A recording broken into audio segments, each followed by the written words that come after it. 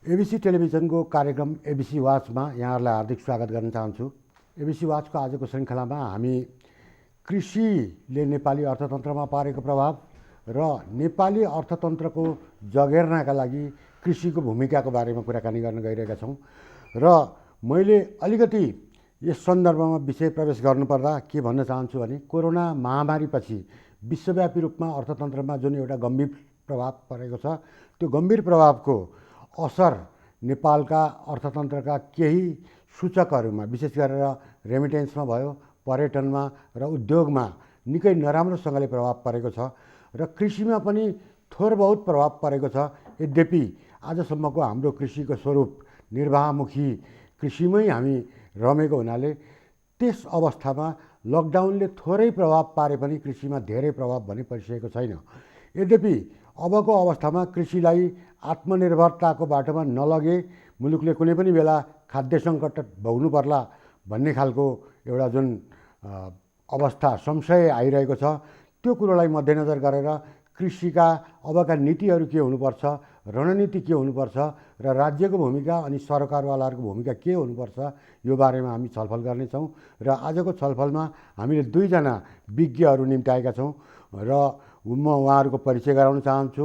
उहाँ हुनुहुन्छ डाक्टर चन्द्रमणि अधिकारी, अर्थविद हुनुहुन्छ र उहाँ नेपालको अर्थतन्त्रका धेरै पक्षहरूमा मिहिन अध्ययन गर्नुहुन्छ। त्यस्तै गरेर अर्का अतिथि हुनुहुन्छ डाक्टर केशव अधिकारी, उहाँ पूर्व डिन कृषि तथा पशु विज्ञान अध्ययन संस्थानका र कृषि वैज्ञानिक हुनुहुन्छ। म यहाँहरूलाई हार्दिक स्वागत गर्न चाहन्छु र आजको कार्यक्रमको सुरुवात गर्न चाहन्छु म डाक्टर चन्द्रमणि अधिकारीज्यूबाट। कोरोनाले समग्र विश्व अर्थतन्त्रमा जुन ढङ्गले प्रभाव पार्यो, त्यसको नेपाली अर्थतन्त्रको प्रभावलाई हामीले कसरी मूल्याङ्कन गर्नुपर्छ र विशेष गरी हाम्रो अर्थतन्त्रको जुन 27.6% कुल गार्हस्थ उत्पादनको हिस्सा कृषिले ओगटेको छ, त्यस्तै गरेर झन्डै 2/3 मान्छेहरू 66-67% मान्छेहरू कृषिमै आश्रित छन्।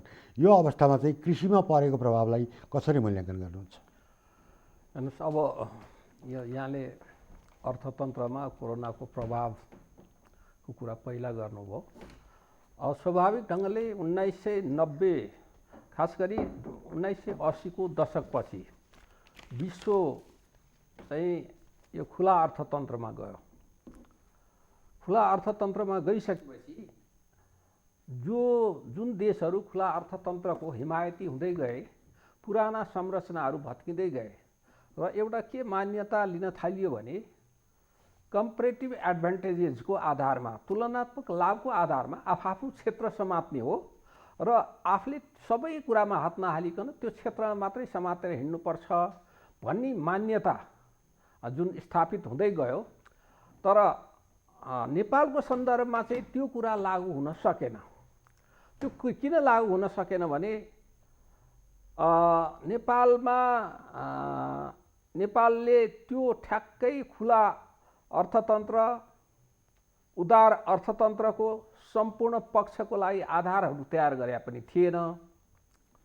अर्कोतिर गृहयुद्धमा पनि एक ढङ्गले आन्तरिक द्वन्द्वमा पनि फस्यो र हाम्रो तुलनात्मक लाभका क्षेत्रहरू भनेर जुन क्षेत्रहरूलाई पहिचान गरिएको थियो, कृषिका उच्च मूल्य प्राप्त हुने वस्तुहरू, हस्तकलाका वस्तुहरू, केही खनिज वस्तुहरू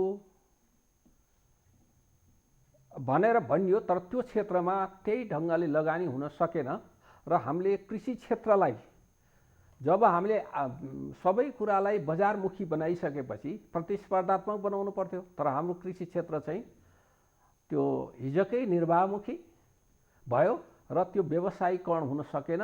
व्यवसायीकरण नभइसकेपछि बाहिरका खाद्य उत्पादनहरू नेपालमा आउन चाहिँ थाले, तर त्यसले क्रमशः हाम्रो बजार लिन थाल्यो र आन्तरिक द्वन्द्व जब सुरु भयो, नेपालबाट काम गर्ने हातहरू बाहिर जान थाले र आर्थिक वर्ष 51-52मा जम्मा 3400 मानिसहरू बाहिर गएका थिए।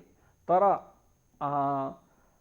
59-60सम्ममा 60-61सम्ममा आइपुग्दाखेरि करिब 4 लाख मान्छेहरू बाहिर जान थाले र तर त्यो क्रम अब रोकिन्छ भन्ने सबैको हाम्रो अपेक्षा थियो, किनभने द्वन्द्व समाप्त भएको थियो र हाम्रो श्रम नीति, मानव संसाधन नीतिलाई हाम्रो विकासको मोडेल र हाम्रा सम्भाव्य क्षेत्रसित जोडेर त्यो श्रम नीति बनाइनेछ भन्ने कुरा हामीले अपेक्षा गरेका थियौँ। त्यो कुरा हुन सकेन।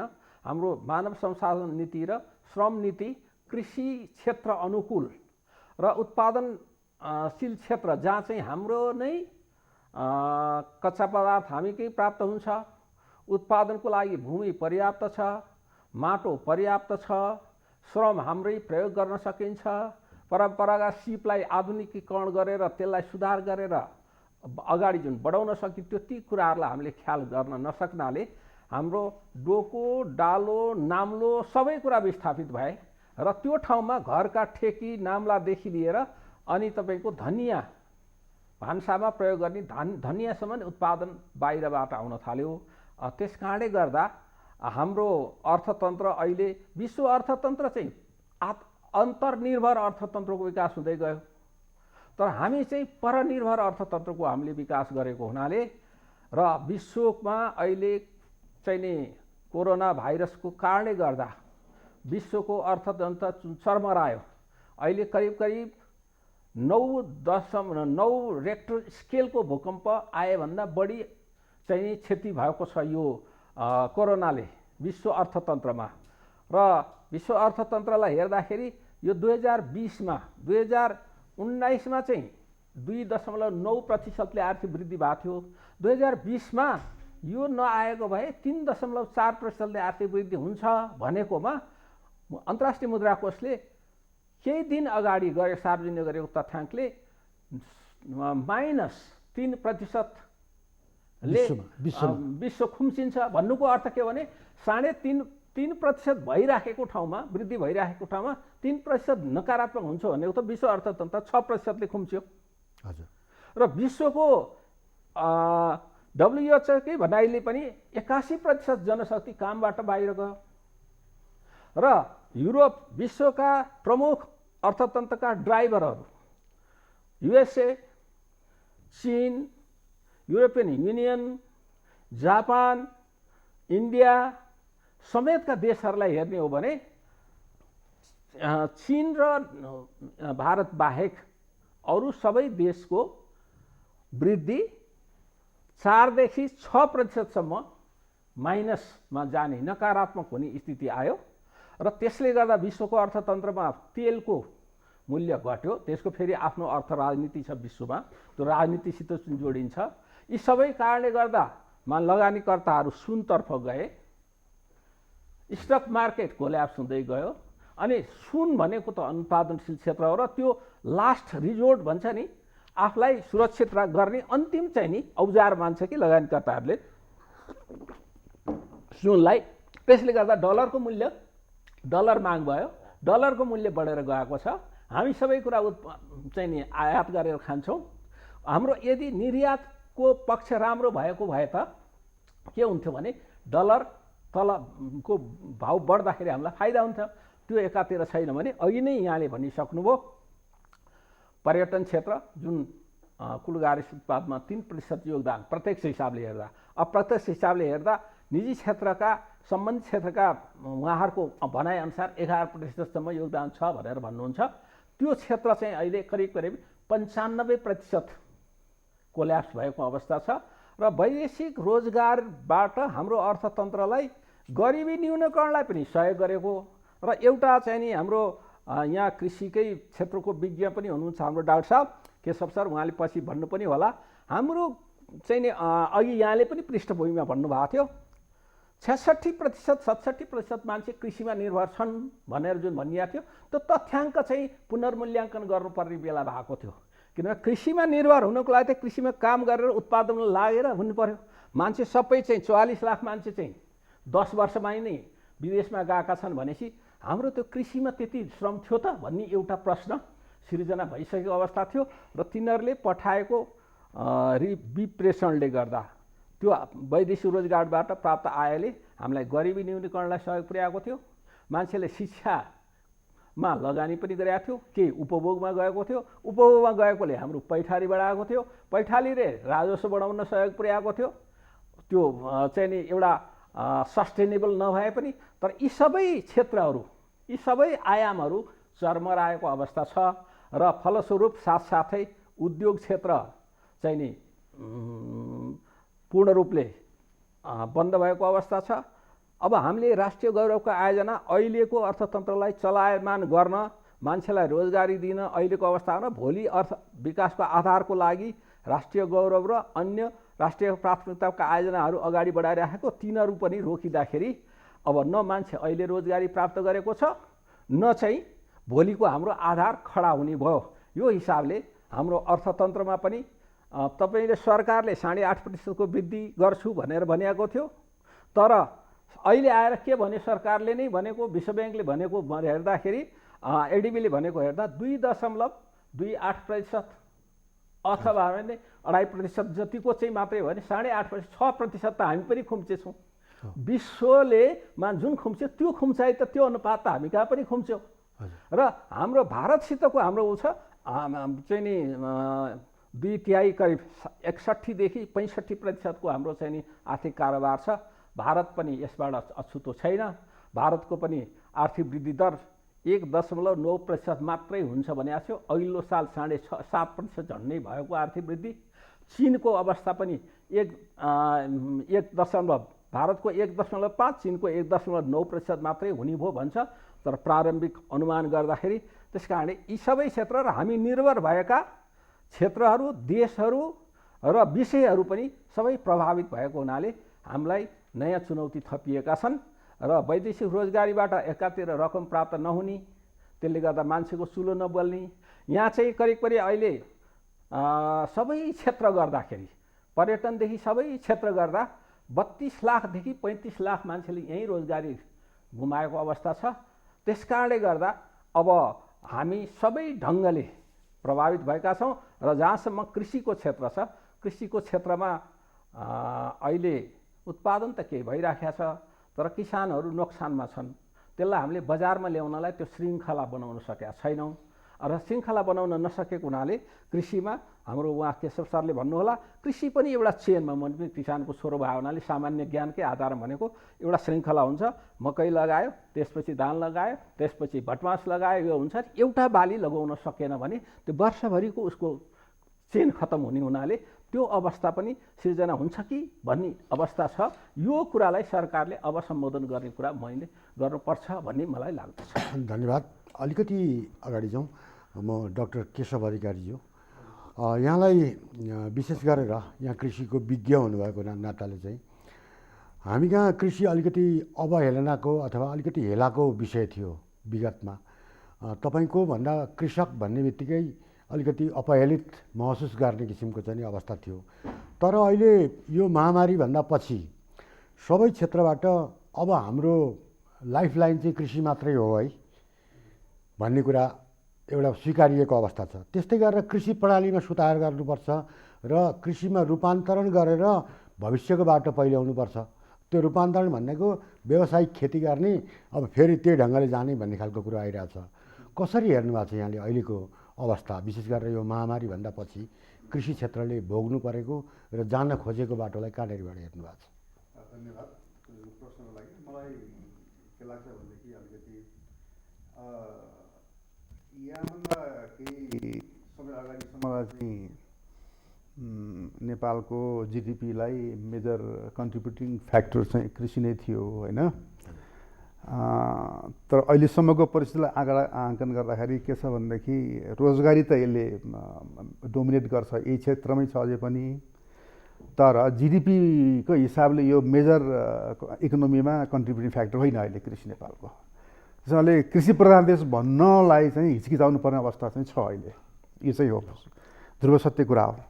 तर अब हामी एउटा यस्तो सङ्घारमा आइपुगेका छौँ जहाँ कि अब धेरै कुरा भइसके 2-2.5 महिनादेखि यो कोभिड-19ले असर पारेको अवस्था छ।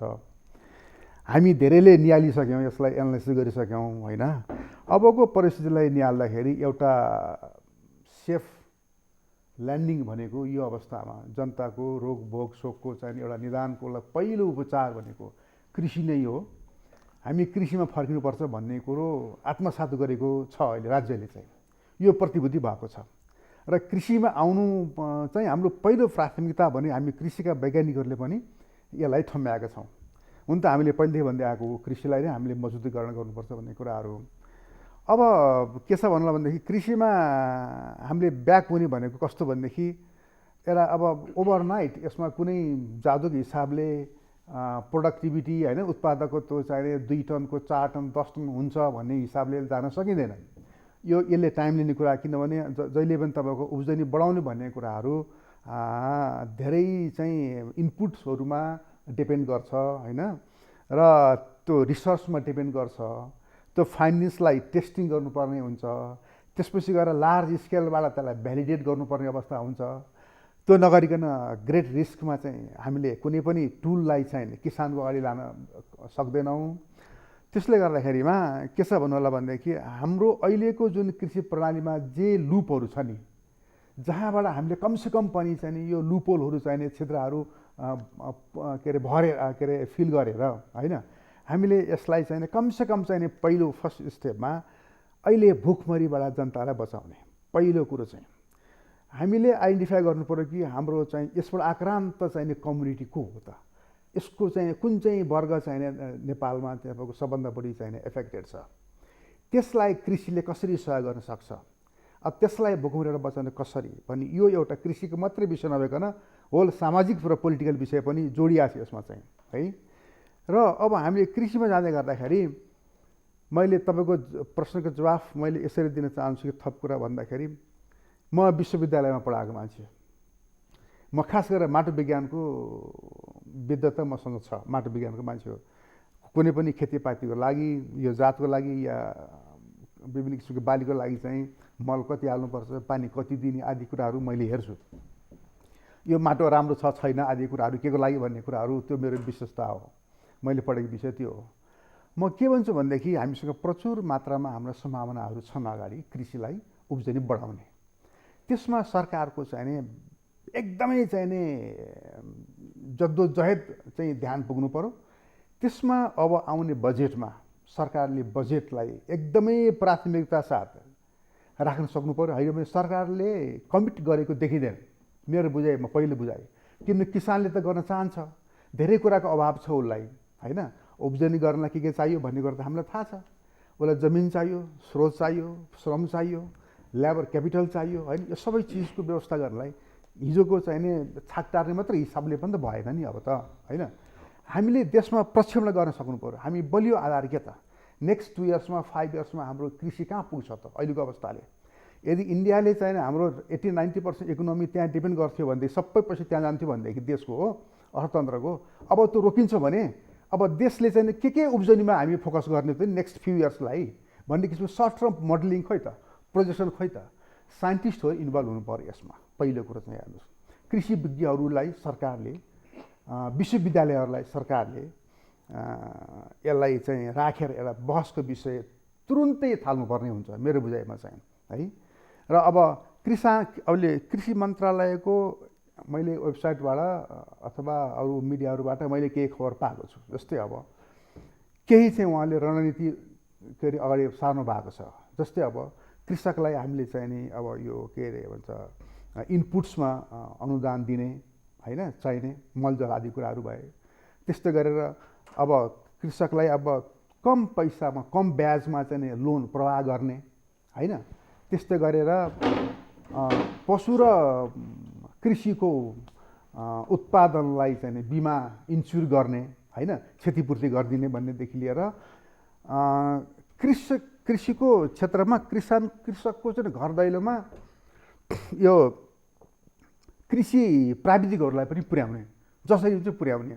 र यो सबै कुरा गरिसक्दाखेरि फाइनल्ली के भनेदेखि चाहिने किसानलाई एउटा के विश्वास दिने भनेदेखि तिमीले यति गर्दै गर्दाखेरि तिम्रो बचत चाहिँ हुन्छ है, अब तिमीले चाहिँ केही न केही सेभिङ गर्न सक्छौ, अब यसमा लाग तिमी भनेर एउटा चाहिने सुनिश्चितता गभर्मेन्टले दिने भन्ने किसिमको यो 5 वटा चाहिने नीतिगत कुराहरू चाहिँ कृषि मन्त्रालयबाट अगाडि सरेको मैले बुझेको छु। तर त्यति सजिलै त यो छैन जति हामी 4 दिवारीबाट बोल्दैछौँ। कृषि त हाम्रो त यो वैदिक कालदेखि नै कृषि नै छ, कहाँ पुग्यो त हामी खासै धेरै अगाडि गएको त छैन भने। अब अहिलेका हाम्रो अनुभवले पनि धेरै छलाङ त मारेन तुरुन्तै।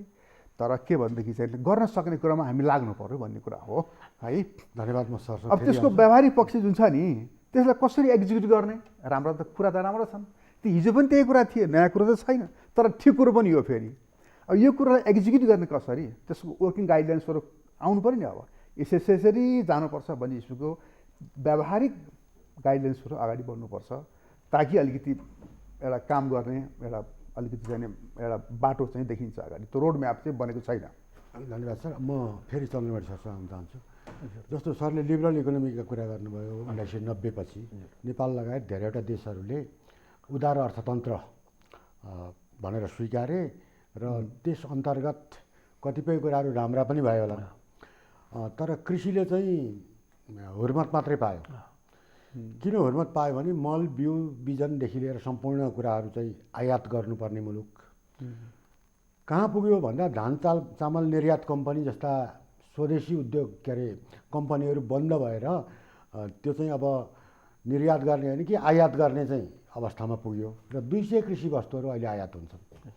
र यो अवस्थामा चाहिँ कृषिलाई टेवा दिने, जस्तो केशव सरले भर्खरै भन्नुभयो कि कृषिलाई चाहिँ जुन पहिलो प्राथमिकता दिने भनेको भोकमरी नियन्त्रण गर्नका लागि र प्रचुर मात्रामा उत्पादन बढाउने भन्ने कुरा दुईवटा गर्नुभयो। यो कुरोलाई अझै विश्लेषण गर्ने हो भने त्यसमा अब उत्पादन भन्ने बित्तिकै जनशक्ति जोडियो। यो सबै कुरालाई एड्रेस गर्ने गरी जस्तो सरकार त अहिले नीति कार्यक्रम र बजेटको चाहिँ तयारीमा छ। इन्टरभेन्सनको पहिलो एउटा चाहिँ अर्थविदको दृष्टिकोणले चाहिँ इन्टरभेन्सनको पहिलो पोइन्ट चाहिँ के हुनसक्छ? हेर्नुहोस्, मुख्य कुरा त पोलिसी नै हो होइन। यहाँले अघि गर्नुभयो यो प्रस्पेक्टिभ एग्रिकल्चर प्लान भनेर पहिला एउटा बनाएको थियो, त्यो लागू भएन। त्यो बन्ने बेलामा हामी उदार अर्थतन्त्रमा गइसकेपछि केही क्षेत्रहरू यहाँले भनेको कुरा यो ठिकै हो, जस्तो दूरसञ्चारको क्षेत्र, ब्याङ्किङको क्षेत्रमा हामीले छलाङ पनि मार्यौँ, खास गरी सेवा क्षेत्रहरूमा। तर कृषि क्षेत्र चाहिँ हामीले कम्पिटिटिभ त थिएन हाम्रो। त्यस कारणले गर्दा हाम्रो कृषि क्षेत्रलाई एउटा 5 वर्षको बच्चा र 15 वर्षको चाहिँ नि किशोरलाई सँगै दौडाउन राखिदिँदाखेरि के हुन जान्छ त भन्दा 15 वर्षको किशोरले नै जित्छ, स्वाभाविक हो। हाम्रो कृषि क्षेत्र भनेको त 5 वर्षको शिशु थियो। त्यो कुराहरू इन्टरभेन्सन गर्ने सन्दर्भमा त्यो कृषिमा दिने अनुदानहरू सम्पूर्ण अब दिनु हुँदैन भनेर विश्व ब्याङ्क आदि अन्तर्राष्ट्रिय सङ्घ संस्थाहरूले उसले भनेका कुराहरू त्यति बेला हामीले मान्यौँ होइन। त्यो एडिबीसित गरेको सम्झौता हेर्न सक्नुहुन्छ यहाँले, वर्ल्ड ब्याङ्कसित गरेको सम्झौताहरू। त्यो हामीले के गर्यौँ भने हामी कहाँनिर छौँ, हाम्रा भ्यालु एड हुने क्षेत्रहरू के हुन् र त्यो क्षेत्रलाई उकास्नलाई कस्तो नीति चाहिन्छ, त्यो क्षेत्रलाई के चाहिन्छ भन्ने कुराको पहिचान नगरिकन लहैमा लागे हुनाले त्यो क्षेत्र हाम्रो गोलमाल भएको हो। त्योभन्दा नि अगाडि म के भन्छु भने नीति किन मैले भने 2015-16 सालतिरकै कुरा, 2015-16 सालतिर अब हाम्रो चाहिँ नि 2013-12 सालमा त्रिभुवन विश्वविद्यालयको स्थापना भयो होइन, 13 साल। तर त्यति बेला हाम्रो शिक्षाको प्राथमिकता कहाँ गयो भन्दा यो चाहिँ ऐन श्रेष्ठता पढाउने कुरामा भयो, नन टेक्निकल फिल्डमा गयो बढी, नन टेक्निकल एडमिनिस्ट्रेटिभ र हाकिम बनाउने, त्यस्तो खालको टेबलमा बसेर हाकिम बनाउने खालको भयो। हामीले त त्यति बेला हाम्रो रिसोर्स कहाँ छ? हाम्रो रिसोर्स त वन के अरे माटो थियो, पानी थियो, सुन्दर चाहिँ नि ठाउँहरू थिए, सम्पदाहरू थिए भनेपछि हामीले कृषि क्षेत्रलाई, वन क्षेत्रलाई, पर्यटन क्षेत्रलाई र पानीको क्षेत्रलाई प्राथमिकतामा राखेर हाम्रा शिक्षा नीतिहरू तिनलाई उपयोग गर्ने किसिमले शिक्षा नीतिहरू बनाएको र डेभलपमेन्टको मोडेल र शिक्षा नीति सँगै जानुपर्छ के। हामीले डेभलपमेन्ट एकातिर लान खोज्यौँ तर शिक्षा नीति अर्कातिर भयो। त्यहीँबाट हाम्रो डिफेक्ट चाहिँ त्यहीँबाट सुरु भयो। र अब मैले यहाँ जोड्न खोजेको कुरा के हो भने 4वटा कुरा नेपालमा माटो र मान्छे, पानी र प्रविधि, 4वटा कुरा हेर्नुहोस् होइन। सरहरूले भन्नु होला हो कि होइन भनेर त्यो कुरा, माटो र मान्छे, पानी र प्रविधि। हामी माटो, मान्छे, हामीसित हाम्रो जनसङ्ख्याको संरचना हेऱ्यो भने त हाम्रो काम गर्ने व्यक्तिहरूको बाहुल्यता छ नि हाम्रो जनसङ्ख्याको संरचनाभित्र। माटो भनेको ढुङ्गा पनि हो, खनिज पनि हो, खाने सबै हो। माटोसित हामीसित छ नि त। जमिनको कुरा गर्नु, पानी पनि छ, जमिनको कुरा गरेँ मैले, र पानी पनि छ भनेपछि अब त्यसलाई प्रविधिसित जोड्ने काम हामीले गर्दैनौँ। उत्पादनलाई, कृषि क्षेत्रको उत्पादनलाई अघि उहाँले भनेका कुरामा एउटासँग मैले जहिले नै भनिराखेकै कुरो हो, उहाँले भनेका कुरा म समर्थन गर्छु, सहमत छु। तपाईँ कृषि पनि त व्यवसाय हो। हिजो चाहिँ एग्रिकल्चर मात्रै थियो, एग्रिकल्चर संस्कार थियो। एउटा परिवारले आफ्नो करेसाबारी वरिपरि के लगाउन सकिन्छ, पशुपालनमा आधारित थियो। अर्थतन्त्र मान्छेको चाहिँ नि परिवारको अर्थव्यवस्था पनि पशुपालनमा आधारित थियो। त्यति हुँदा कृषिलाई चाहिँ कल्चरको रूपमा ल्याएको थियो, कृषिलाई कल्चरको रूपमा। तर कृषि अब एग्रिकल्चर होइन, हामी एग्रिकल्चर भनेर भन्ने होइन, एग्री बिजनेस भन्नु पर्यो। अब जब बिजनेस तपाईँले भन्नुहुन्छ त्यहाँ त मुनाफा त चाहियो, बचत चाहियो। एउटा उद्योगीले चाहिँ मुनाफा मेरो उद्योगमा भएन, मेरो उद्योग डुब्न थाल्यो भनेपछि त्यसलाई सरकारले योभन्दा धेरै पहिलादेखि नै अनुदान दिने, बाटो बनाइदिने, के गर्न थाल्यो। तर कृषि क्षेत्रमा त्यो पहिला केही सुरु गरे पनि हामीले उदार अर्थनीतिको जुन ल्यायौँ, त्यसपछि चाहिँ त्यो केही ठाउँमा हाम्रो डिफेक्ट्सहरू भयो। त्यस कारणले त्यो अहिले एउटा कुरा उहाँले भनेको कुरामा अघिको सन्दर्भमा मैले पनि त्यो हेर्दाखेरि देखेँ, अब 25% चाहिँ उसको किसानले 25% थप मुनाफा प्राप्त गर्ने किसिमले, लागतमा 25% थप प्राप्त गर्ने किसिमले दिने किसिमले हामी कृषि नीतिहरू, रणनीतिहरू ल्याउँछौँ भनियो। तर त्यो ल्याउने भनेर त्यो एउटा रणनीति, त्यो पोलिसी इन्टरभेन्सन ठिक हो, तर त्यो इन्टरभेन्सनलाई प्र्याक्टिसमा ल्याउनलाई के गर्दा उपयुक्त हुन्छ? जस्तो भारतमा पनि 1.5% होइन, डेढा उसको लागतमा डेढा रकम दिने गरी काम गर्छु भनेर अघिल्लो सालको बजेटमा ल्यायो है। भनेपछि अब यसो गरेर हामीले अनि एउटा अवसर पनि हो, यो बेला चाहिँ एउटा अवसर हो। भारतले यो के भन्छ खाद्यान्नको निर्यात बन्द गर्यो अथवा त्यसको बोतलको नेकलाई सानो बनाइदियो भने पनि हामीलाई केही पीडा त सुरुमा होला। त त्यस्तै अवसरलाई पारेर हामीले यो क्षेत्रलाई व्यवसायीकरण गर्ने, आधुनिकीकरण गर्ने र बजारसँग लगेर जोड्ने, उपभोक्ताको हातसम्म जोड्न सक्यौँ। अहिले चाहिँ हाम्रो कहिलेकाहीँ उत्पादन बढी भएको वर्ष उपभोक्तामा पुर्याउन सकेनौँ। उपभोक्ताले अब यो चाहिन्छ भने बेला उत्पादन बढ्न सकेन। त्यो चेन हाम्रो चाहिँ नि त्यसको चाहिँ नि जुन श्रृङ्खला हुन्छ, भ्यालु चेनको श्रृङ्खलालाई निरन्तरता दिन नसकेको हुनाले किसानहरू त्यहाँ अड्न सकेन। अब विदेशबाट पनि मान्छेहरू फर्किन्छ, इजरायलमा काम गरेको मान्छे फर्केला, तपाईँको चाहिँ के अरे खाडी देशमै पनि कतिपय यो क्षेत्रमा काम गरेको मान्छे फर्केला, कोरियाका मान्छेहरू पहिलादेखि नै आएर आफ्नो तरिकाले केही गरेका पनि छन्। र उनीहरूले सिकेको सिप र हामीले थप सिप दिएर अनि प्रविधि पनि दियो, सिप पनि दियो र अलिकति कमर्सियल उत्पादन गर्ने र त्यो बजारसम्म पुर्याउने। र बजारमा उसले उत्पादन गर्यो, बिक्री भएन भने पनि त्यो सरकार छ है। सरकार भनेको अब केन्द्रीय सरकार होइन, स्थानीय सरकारलाई जिम्मा दिएर स्थानीय सरकारलाई केन्द्र सरकारले सपोर्ट गरेर एउटा चाहिँ नगरपालिकाले हिजो अस्ति दुध चाहिँ नि तिमी उत्पादन गरेर नछोड है, हामी किनिदिन्छौँ भनेर भन्यो एउटा नगरपालिकाले।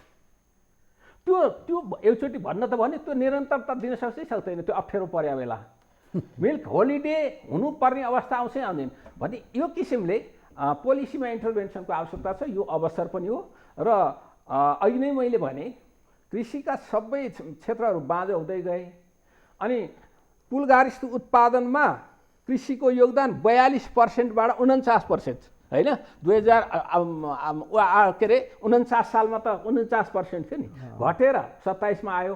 त कृषि क्षेत्रमा निर्भर जनसङ्ख्या चाहिँ उति नै भयो भने अर्थ के हो त? त्यसको अर्थ के हो भने हजुरको परिवारमा जनसङ्ख्या चाहिँ उति नै छन्, परिवारको सदस्य सङ्ख्या, आम्दानी चाहिँ घट्यो भनेको कृषि क्षेत्रमा गरिबी बढ्यो भन्ने देखियो कि देखिएन? अनि त्यो गरिबीलाई न्यूनीकरण गर्न मान्छे द्वन्द्वको टाइममा एउटा सुरक्षा पनि भएन। अनि बाबुआमाले के भन्यो भने जाऊ बरु ज्यान जोगो भनेर पठायो।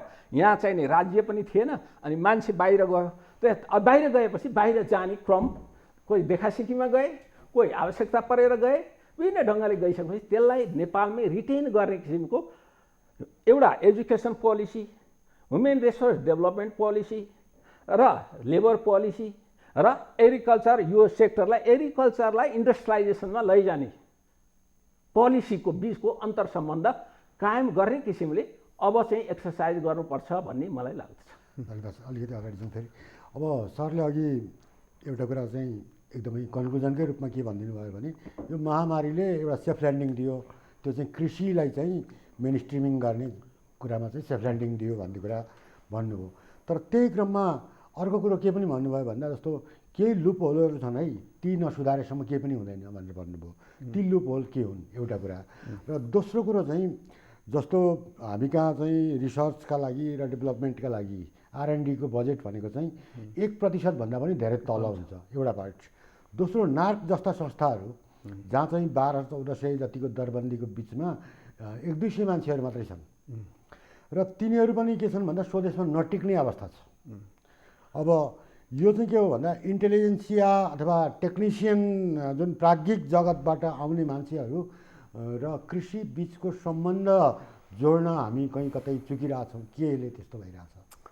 यो असाध्यै महत्त्वपूर्ण र अलि कस्तो भनेदेखि क्रक्स अफ द म्याटर भनौँ न, यो चाहिँ असाध्यै जटिल विषय पनि हो र यो असाध्यै यसलाई फोर्नै पर्ने विषय पनि हो यो फेरि। अब तपाईँलाई के छ भनेदेखि नेसनल गभर्मेन्टले त एउटा प्रोस्पेरिटीको प्लान त राखेको छ होइन, एग्रिकल्चर प्रोस्पेरिटी, खाद्यान्न सुरक्षा आदि कुराहरू त छन्, तर त्यो उहाँले भने जस्तै पोलिसीमा त आयो ठिक छ होइन। अब हामीलाई मैले लुपोल कुरा गर्थेँ नि है, यो के हो भनेदेखि त्यो एक्जिक्युसन पार्ट यति कमजोर छ हाम्रो कि हामी जहिले पनि नैराश्यतामा त्यो कन्भर्ट हुन्छ, त्यो परिस्थिति जहिले पनि विद्यमान छ।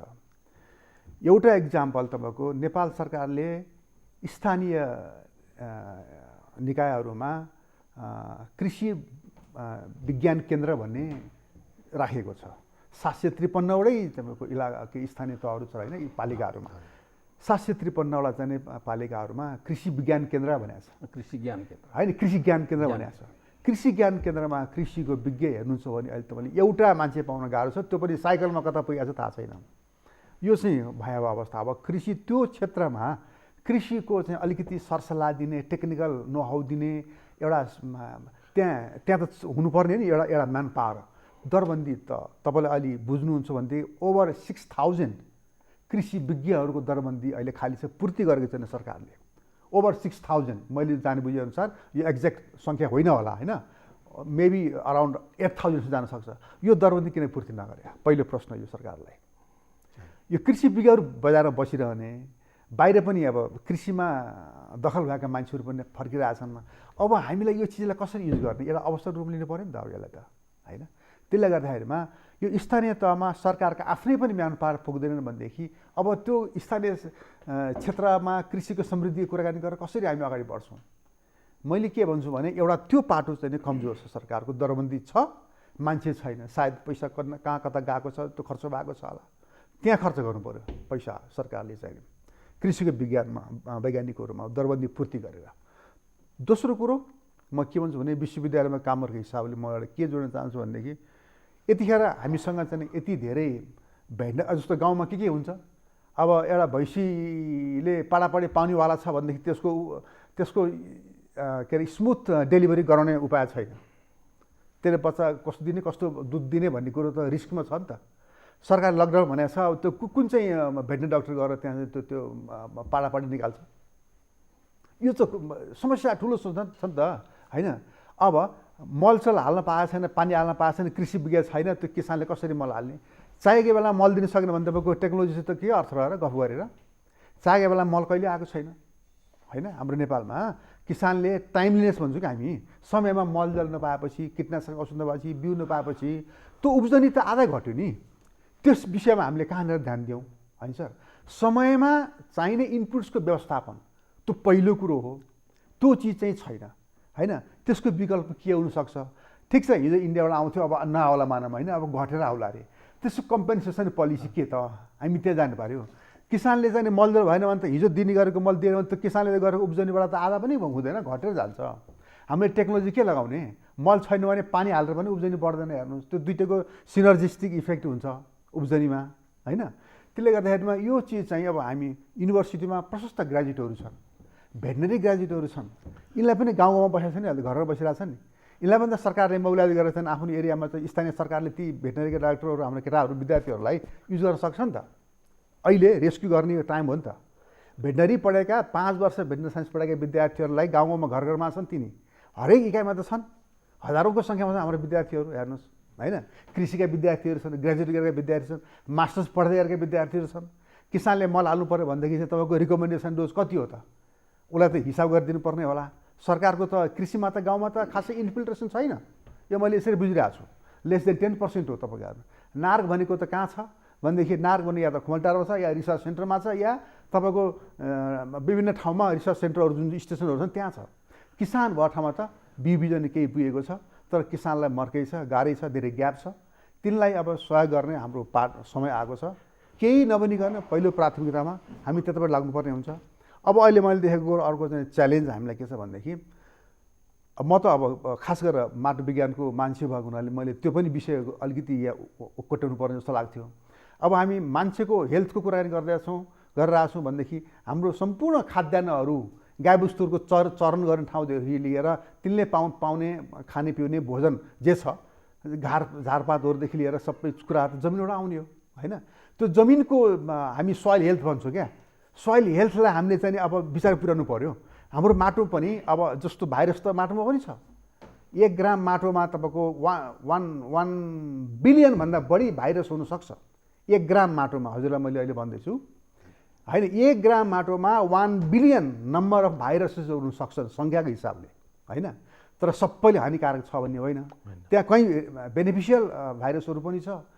तर अधिकांश त्यसलाई नोक्सान पुर्याउने रोगहरू पनि त्यसले उत्पन्न गर्छ। भनेदेखि चाहिँ सोइललाई कसरी हेल्दी राख्ने, माटोलाई कसरी चाहिँ सफा सुग्घर र त्यसलाई चाहिँ हेल्दी राखेर पोषक तत्त्व भरिपूर्ण बनाएर त्यसलाई राख्न सक्यो भनेदेखि चाहिँ त्यसमा चाहिने लगाएको अन्न खेतीपातीहरू सारा चाहिने हृष्टपुष्ट हुन्छ, रोग खप्न सक्ने हुन्छ, त्यसपछि उब्जनी बढी हुन्छ भन्ने कुराको जुन छ नि त्यो साइन्टिफिक पार्ट चाहिँ हामी त्यो ओझेलमै छ होइन।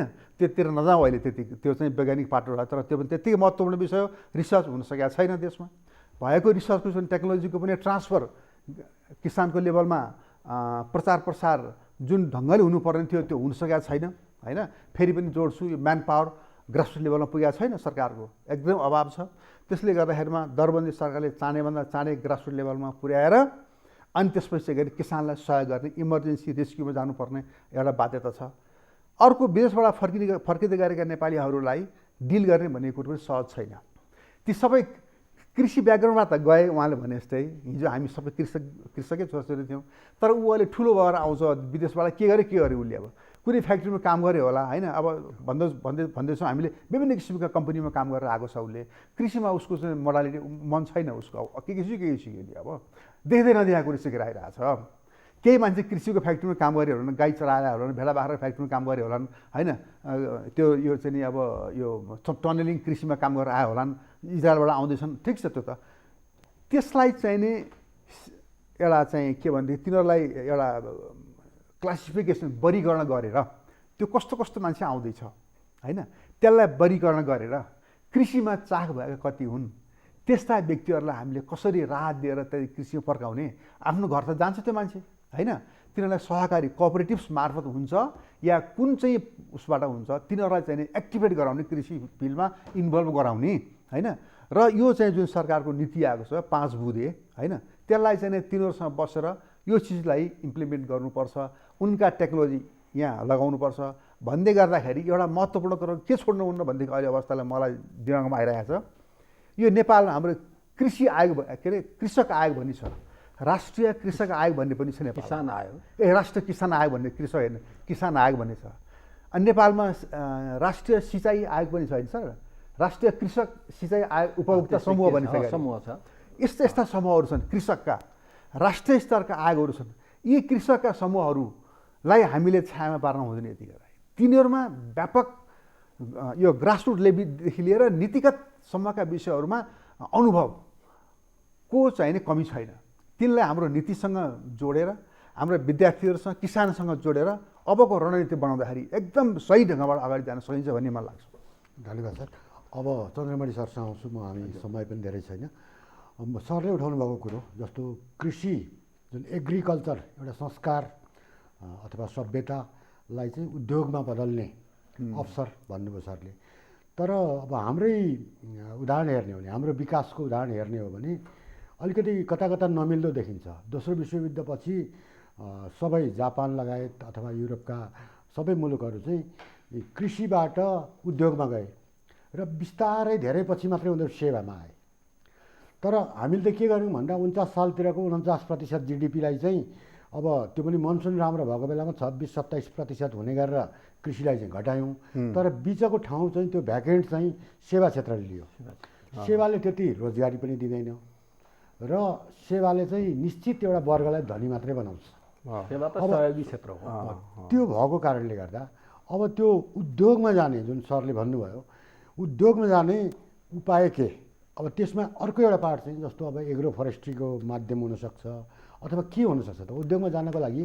जस्तो सरकारले तत्कालै एड्रेस गर्नुपर्ने कुराहरू के हुन्, क्याटेगोरिकल्ली छोटो रूपमा बताइदिनु। अब हेर्नुहोस्, अब यो उद्योगमा जाने भनेको के भने तपाईँले त्यो प्राथमिक क्षेत्र द्वितीय क्षेत्र भनेको उद्योग म्यानुफ्याक्चरिङ सेक्टर हो।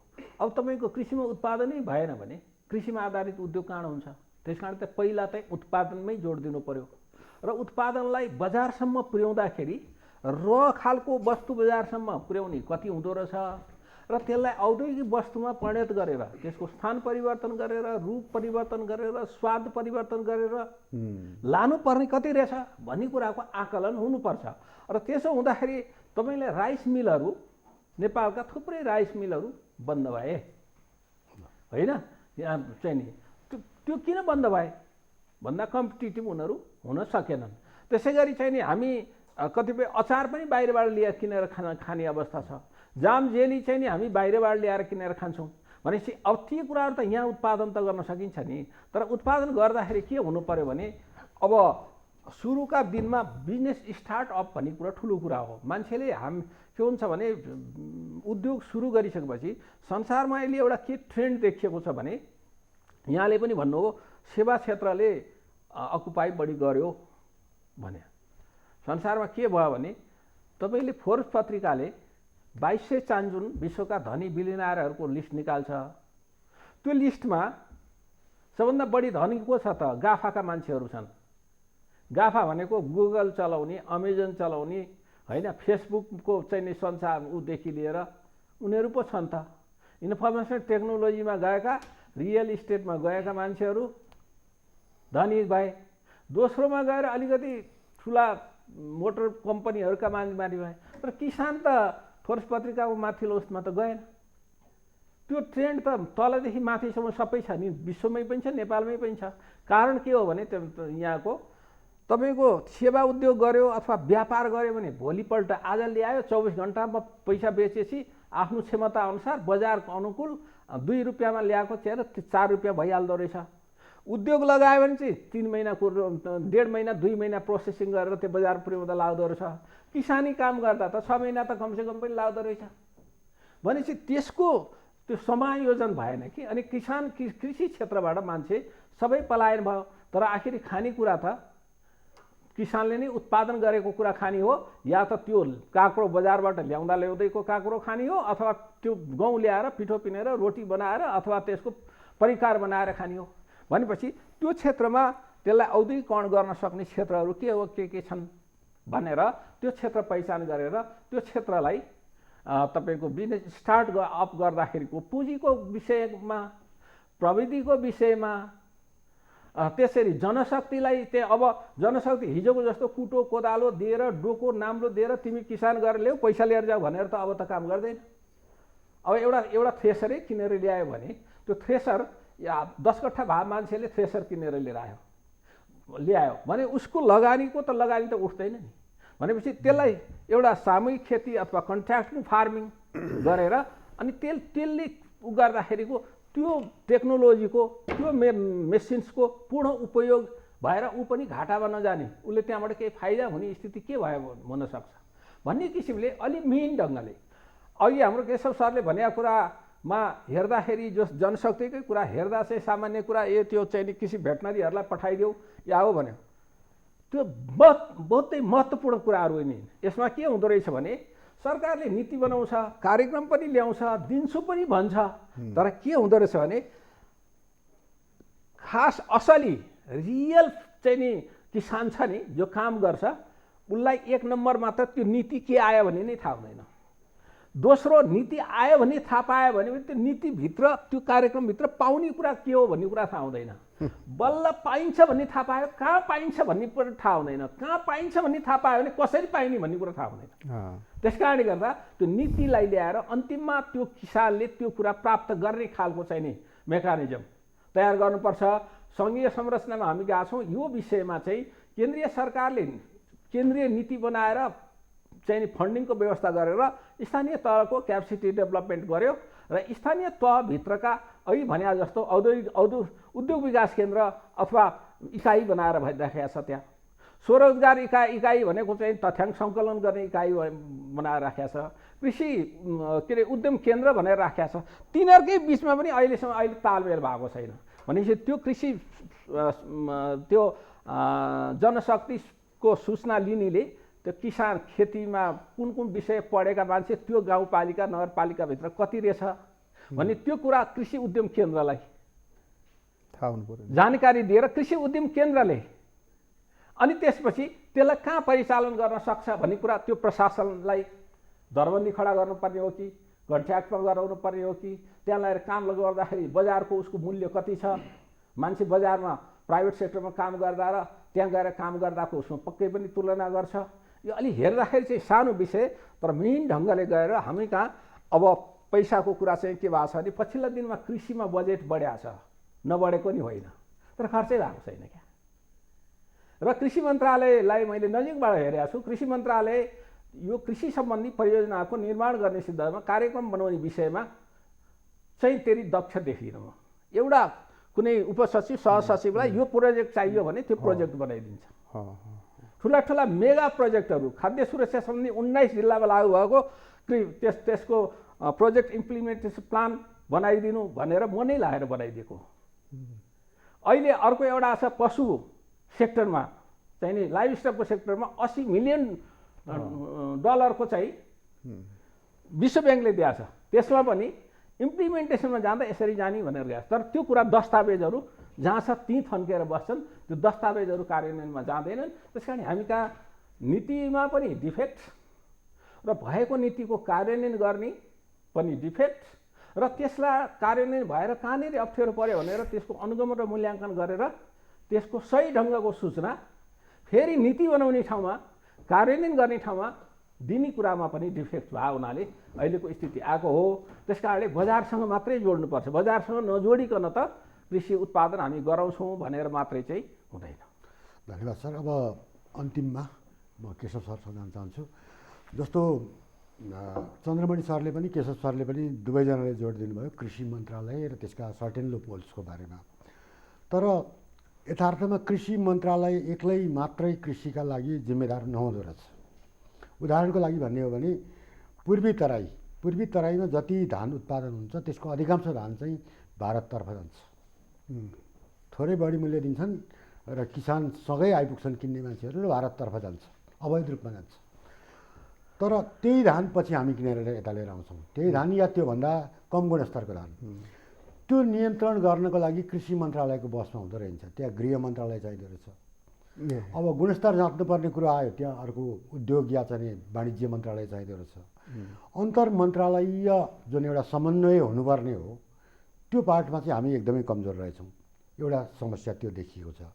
अब त्यो बिचमा पनि 5 बुँदे आयो।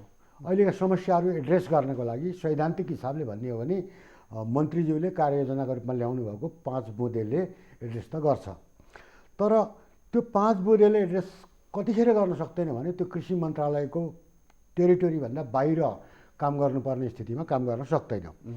र यो अवस्थामा अब सरकारले पनि अहिले रियलाइज गरिसकेको अवस्था कृषिलाई जोड दिनुपर्छ भन्ने र कृषि मन्त्रालय पनि त्यही ढङ्गले जान खोजेको अवस्था र मुलुकको वास्तविक आवश्यकता महामारी पछिको आवश्यकता पनि कृषिलाई नै जोड दिनुपर्ने अवस्था। यो अवस्थामा चाहिँ त्यो नीति कार्यक्रम र बजेटमा क्याटेगोरिकल्ली एड्रेस गर्नुपर्ने 3वटा बुँदाहरू बताइदिनुहोस्।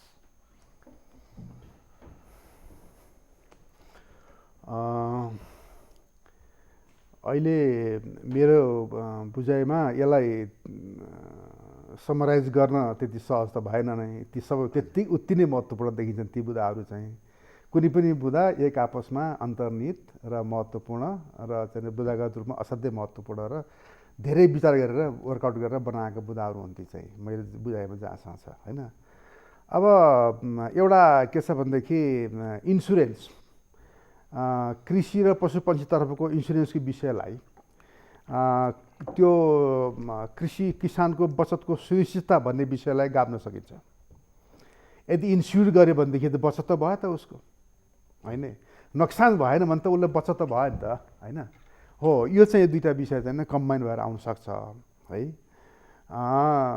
जहाँसम्म तपाईँको म्यान पावरको कुरो छ नि, टेक्निकल म्यानसिप जुन किसानको घर दैलो पुर्याउने कुराहरू, त्यो चाहिँ नि टटकाको रूपमा छ र त्यो मलाई लाग्छ नेक्स्ट फ्यु मन्थ्समा पनि त्यो सेटल नहोला।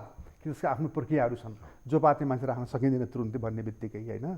म्यान पावरको चाहिँ नि परिपूर्ति गर्ने कुरो छ, कृषि विज्ञहरू होइन, त्यसलाई सरकारले आफ्नो नीति नियम अनुसार पदपूर्ति गर्ने प्रक्रियाबाट जानुपर्ने भावना तुरुन्तै हुन सक्दैन।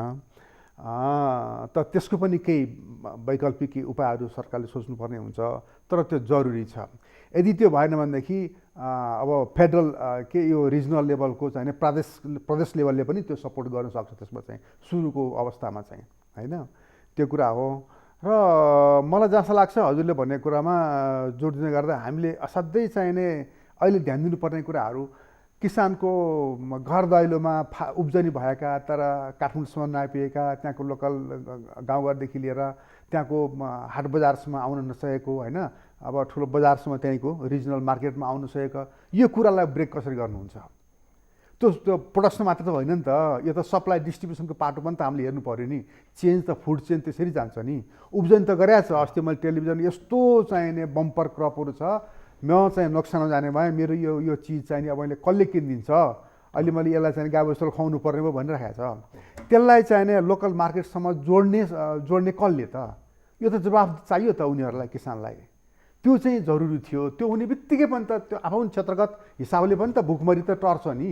यसमा मैले अलिकति त्यो कुराहरू समर्थन गरेर भन्नु है। यो चाहिँ नि यहाँले गरेका छन् यो के हुन्छ नि, अहिले एउटा शब्द हजुरले प्रयोग गर्नुभयो, यो धान गयो यसलाई नियन्त्रण कसरी गर्ने भन्दा नियन्त्रण भन्दा व्यवस्थापनको कुरा हो, व्यवस्थापन कुरा होइन। नियन्त्रण गरेर उद्योगीले चाहिँ अरूले चाहिँ आफ्नो बेच्न पाउने, किसानले चाहिँ मैले बढी पैसा आउने ठाउँमा बेच्न पाऊँ भनेर उसले त अधिकार पनि त ऊ पाउनु नि पर्यो। तर त्यो व्यवस्थापन, अब व्यवस्थापन गर्ने सन्दर्भमा म योजना आयोगको सदस्य हुँदाखेरि पनि मैले 5वटा मन्त्रालयलाई बोलाएर के भने हाई भ्यालु यो कृषिमा 3 किसिमका वस्तुहरू हुँदो रहेछ। मैले जनरल हिसाबले हेर्दा एउटा युजुअल खालका खाद्यान्न आदिका विषय, दोस्रो चाहिँ हाई भ्यालु गुड्सहरू भयो, हाई भ्यालु प्रडक्ट्सहरू भयो, अब अलैँची भयो, यो भयो, आदि भयो होइन, चिया भयो आदि। तेस्रो चाहिँ वन्डरफुल प्रडक्ट्सहरू पनि छ यहाँ।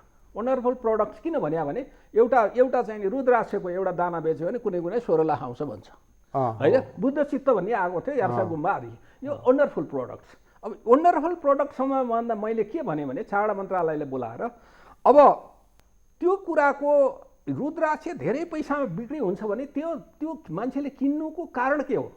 त्यसको रिलिजियस कारण हो कि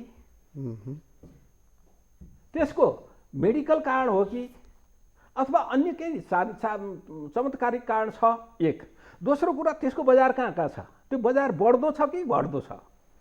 त्यसमाथिको ट्रस्ट बढ्दो छ कि घट्दो छ भन्ने त्यो कुरा कसले खोजिदिनु पर्यो? त्यो त वाणिज्य मन्त्रालयले खोज्यो, वाणिज्यले खोजिदिनु पर्यो त्यो होइन। अब कृषिले अब त्यो सबैमा बजार बढ्ने अवस्था छ भने कृषि क्षेत्रले के गर्नु पर्यो भने यो खालको चाहिँ नि वस्तु उत्पादन गर्नलाई यो खालको प्लान्ट लगाउनुपर्छ, यसरी लगाउनुपर्छ भनेर कृषिले भनिदिने भयो। अब त्यो हाई वन्डरफुल प्रडक्ट्स भयो हुनाले सुरक्षाको प्रश्न छ, सुरक्षाको प्रश्न गृहले गरिदिने भयो होइन। अब त्यसलाई औद्योगिकरण गर्न पर्ने र त्यसको रूप परिवर्तन, स्वाद परिवर्तन चाहिँ नि स्वरूप परिवर्तन गर्नुपर्ने छ भने उद्योग मन्त्रालय इन्भल्भ हुने भयो। उद्योग मन्त्रालयले कस्तो टेक्नोलोजी ल्याएर कसरी गर्ने? रुद्राक्षलाई नै घोट्नलाई त अहिले त मेसिनबाट घोटिन्छ नि त होइन। भनेपछि अनि त्यसपछि अनि अर्थ मन्त्रालयले अर्थ मन्त्रालयले त्यो हाई भ्यालु प्रोडक्ट्समा गृहले सुरक्षा पनि दिन्छ, कृषिले पनि आफ्नो इनपुट दिएको छ, उद्योगले पनि आफ्नो दिएको छ भने अलिकति बढी कर पनि लगाउनु पर्ला त्यहाँ बेला राजस्व, किनभने त्यहाँ सुरक्षा पनि दिनुपर्छ गृह मन्त्रालयले भनेपछि त्यसको कुरा चाहिँ अर्थले हेर्नु पर्यो। त्यसरी एकै ठाउँमा बसेर तपाईँहरू हेर्नुहोस् भनेर भनेको थिएँ है। त्यस कारणले यो ढङ्गले एकीकृत ढङ्गले हेर्ने चाहिँ चरित्र हाम्रो नभएको र आरोप प्रत्यारोप गर्ने र इन्डिभिजुअल्ली आइसल्यान्डको हिसाबले कृषि मन्त्रालय तैँले तेरो काम भनेर छोड्ने स्थिति चाहिँ भएको चाहिँ मैले देखेँ। मलाई के लाग्यो भने अलिकति जोड्दाखेरि उहाँको कुरालाई यो मन्त्रालय लेभलमा हामीले धेरै कुराहरू गरिरहेको छौँ, बस पनि त्यही लेभल चलेको छ। अब यो रिसोर्स प्रोभाइडर भएर हिसाबले हो होइन।